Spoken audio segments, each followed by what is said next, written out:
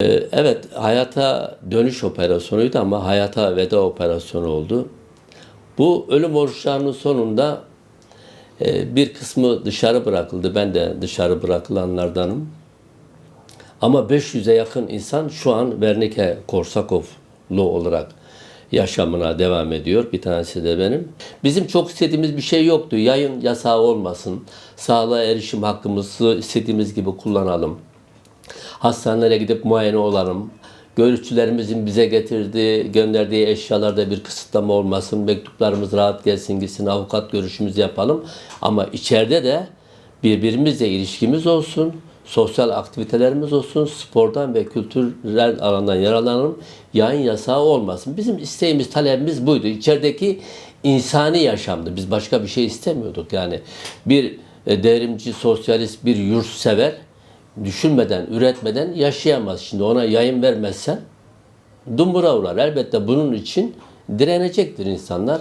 O dönem bunları istedik. Bunları yapmamak için işte bizleri F tiplerine attılar. Biz F tiplerine gitmemek için ölüm orucu ve süresiz açlık grevi yaptık. Şu an cezaevlerinde onlarca insan S tipi, Y tipi yüksek güvenlikli cezaevleri denilen kuyu tipi cezaevlerinde F tipi cezaevlerine geçmek için açlık grevi, ölüm orucu yapıyorlar. Bak ne kadar ilginç.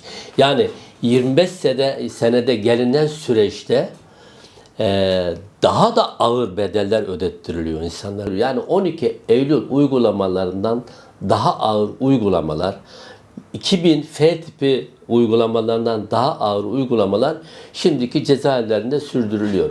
Sağlığa erişim hakkı yok. Sen bir kere hastaneye gitmek için revire gidiyorsun, sıra gelecek gideceksin. Arkasından hastaneye gideceksin, sıra gelecek. Hastaneye giderken kapının önünde bir kere çıplak arama. Aramayı kabul etmiyorsun, olmuyor. Ayakkabının içini arayacaklar. Sen yanlayarak gitmeye çalışıyorsun, kabul edilmiyor. Diyelim ki bütün bu engeller bir biçimiyle aştın, ağır hastasın. Hastaneye gidiyorsun.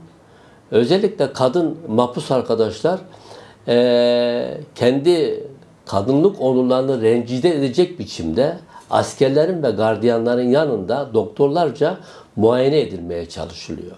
Bunu kabul etmiyor insanlar.